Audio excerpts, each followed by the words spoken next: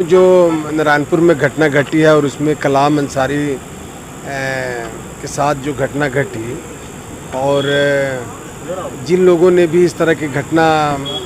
को अंजाम दिया है, निश्चित तौर पर हम प्रशासन के तमाम जो कप्तान हैं और जो स्थानीय प्रशासन है, इन लोगों ने सक्रियता बरतते हुए और कल ही मॉब लिंचिंग का केस कर दिया गया है और जो भी लोग इसमें दोषी हैं उस पर कार्रवाई हो रही है। 4 लोगों की गिरफ्तारी हुई है और उसके बाद अभी हम लोग यहाँ से जाने के बाद जिला के वरीय पदाधिकारियों के साथ बैठक करेंगे। निश्चित तौर पर मॉब लिंचिंग में जो उनको आर्थिक मदद मिलना चाहिए, मॉब लिंचिंग के में दायर जो दफ़ा है और जो केस हुआ है, प्राथमिकी दर्ज हुई है, उसकी गिरफ्तारी होनी चाहिए। यहाँ हमको पता चला है कि प्रशासन ने सक्रियता निभाते हुए तुरंत तत्पर कार्रवाई करके 4 लोगों को जेल भेजा है और बाकी लोगों को खोजी हो रही है और बहुत कहीं न कहीं जा कर के ये हम कह सकते हैं कि सरकार की जो मंशा थी कि हमारे राज्य में किसी तरह का इस तरह की घटना मॉब लिंचिंग की नहीं हो और जब हो तो दोषी को कार्रवाई हो और इस तरह का आने वाले दिनों में कोई दुस्साहस नहीं कर सके, जिसको बोकारो जिला के जो वरीय आरक्षी अधीक्षक हैं और जो स्थानीय जो प्रशासन है, उन्होंने अपने कर्तव्यों का निर्वहन किया है। इस मामले को लेकर के अभी प्रशासन की तरफ से जो ढिलाई देखी गई और प्रशासन को जो प्रेशर पड़ा तो ये आगे की कार्रवाई हुई है, सर इस पर क्या कहना चाहिए? देखिए, प्रशासन की भी अपनी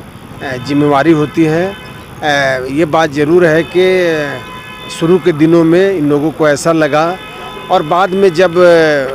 प्रशासनिक प्रक्रिया होती है और जब इन लोगों ने अपनी प्रक्रिया पूरी कर ली है तो तुरंत कार्रवाई शुरू कर दिया।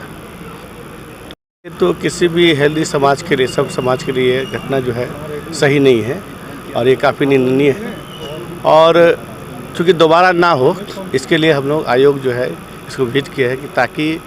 जो है दोषियों को सज़ा हो और इसका मैसेज पूरे राज्य में फैले कि इस प्रकार की घटना करने वालों को बख्शा नहीं जाएगा। इस तरह साफ मैसेज है। आगे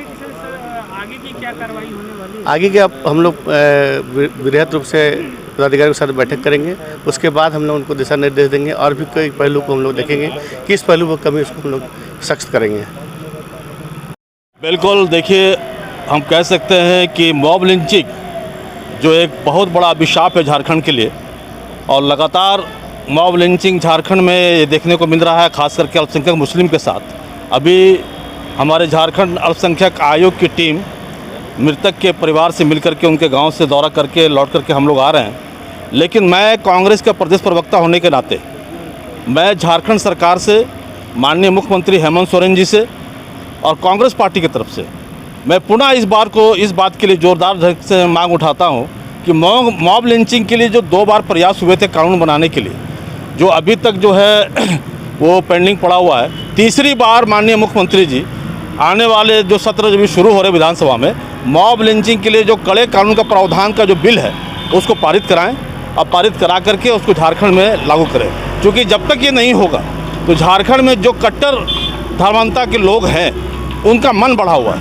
अब वो ये समझते हैं कि मॉब लिंचिंग कर लेंगे, चंद महीने जेल में रह करके छूट जाएंगे, आराम से घूमेंगे और कुछ होना नहीं है। तो ये एजेंडा इसको ख़त्म करने के लिए कि ये धार्मिक जो उनकी कट्टरता है इसको समाप्त करने के लिए ये सख्त कानून बनाने के लिए पुनः हम लोग मांग कर रहे हैं माननीय मुख्यमंत्री हेमंत सोरेन जी, और इस बिल को, मॉब लिंचिंग के बिल को आप इस तरीके से फिर से एक बार ला करके और झारखंड में इसको पास करा के इसको लागू करें और जो मृतक अभी हम लोग जो परिवार से मिल के आए हैं उनको जो प्रावधान है वो तो खैर मॉब लिंचिंग के तहत उनको जो मुआवजा मिलना है, लेकिन आपने जो पूर्व में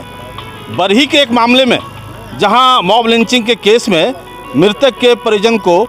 उनके संबंधित आश्रित को जो आपने नौकरी दी है, हम मांग करते हैं कि यहाँ भी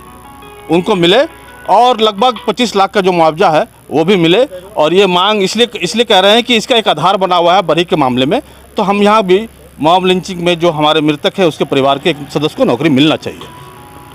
ठीक।